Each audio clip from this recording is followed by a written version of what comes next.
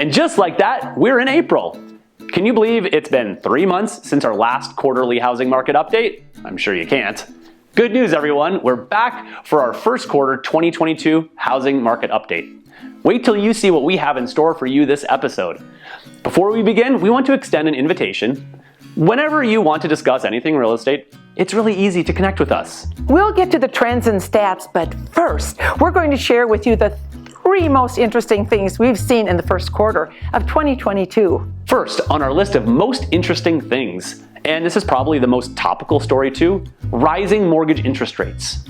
We began 2022 with interest rates being right around 3%. By the end of the first quarter this year, rates had jumped all the way to 4.5%. As of the filming of this video, rates topped 5% for the first time since 2011. Now, if you saw our housing market predictions video we shot in January of this year, and if you haven't, you can watch it for a good laugh, we predicted rates would end the year at around 4%. But fear not, climbing interest rates isn't necessarily a bad thing. The intention is for it to curb the rapidly rising home prices, which we all know is not sustainable over the long term. Here's our quick updated prediction. By the end of the year, rates will be at 5.75%. We'll see if that holds true. And our second most interesting thing, the city of Glendale, which borders Denver near Cherry Creek, is about to get a major facelift.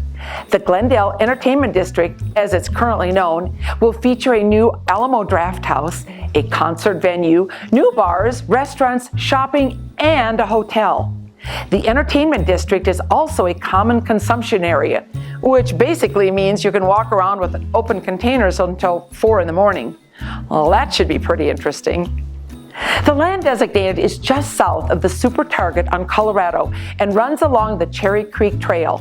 They say they will have 2 huge parking garages for plenty of parking and exclusive Lyft, Uber pickup drop-off lanes. Now that financing has been secured, groundbreaking will start soon, and they plan to open in 2024. Our final story highlights a new housing project in the Santa Fe Arts District, which taps into Denver's micro apartment trend. Let's be honest, rapidly rising home prices have made housing affordability, well, very unaffordable. This new project, announced in the first quarter of 2022, will open in 2024. There will be 64 prefabricated units sitting at 400 square feet each, renting for between $900 and $950 each. To put this in perspective, the average rent for a 1-bedroom apartment in Denver is $18.95 per month. The building joins a handful of other micro apartment buildings in Denver, aimed at creating more affordable, albeit smaller spaces, for those whose budgets can't afford the higher average rental rates around the city. Wow, so many fascinating things going on in the first quarter. Now it's time to turn our attention to the trends and numbers.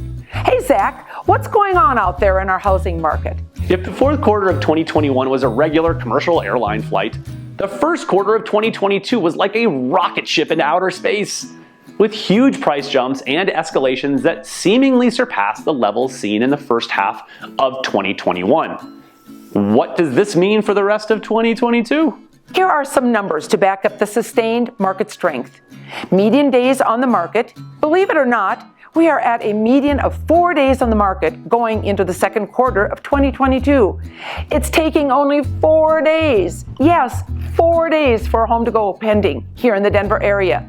This remains unchanged from the first quarter 2021. Essentially, a home goes on the market on Thursday, and by Monday, it's gone. Now on to the total number of listings on the market. That is a 10% decrease from last year. That's a relatively modest decrease, but really, how much lower can the active listing numbers be? With a median of 4 days on the market, homes continue to be snatched up at record pace. The year-over-year price appreciation increase is 21% for the first quarter of 2021 to the first quarter of 2022. These numbers are for detached and attached homes combined. Continued low inventory and high demand, even with rising interest rates, continue to push home values even higher. The final numbers we'll show you are pending sales. This indicates current buyer activity. Total pending sales are down 8% from last year, and it's definitely an indicator of market conditions. This is something that we will be watching closely in the months ahead. So what do these numbers and stats mean to all of us? Despite interest rates rising 2 whole percentage points year to date, demand remains very high. Buyers are still recognizing the importance and value of home ownership. We recognize that if interest rates continue to rise, some buyers will be priced out of the market. There's just no way around that. We also know that April through the middle of May is the most opportune time frame for home sellers in terms of low inventory and a surplus of buyers. And what that means, if you or someone you know is considering buying a home, is that come the end of May and through the summer, there will be more inventory to choose from, and overall, more favorable conditions. We love bringing you our 3 most interesting things plus quarterly housing market updates. If you ever have any questions about the housing market, we're here for you. Connect with us to have a casual conversation about the housing market.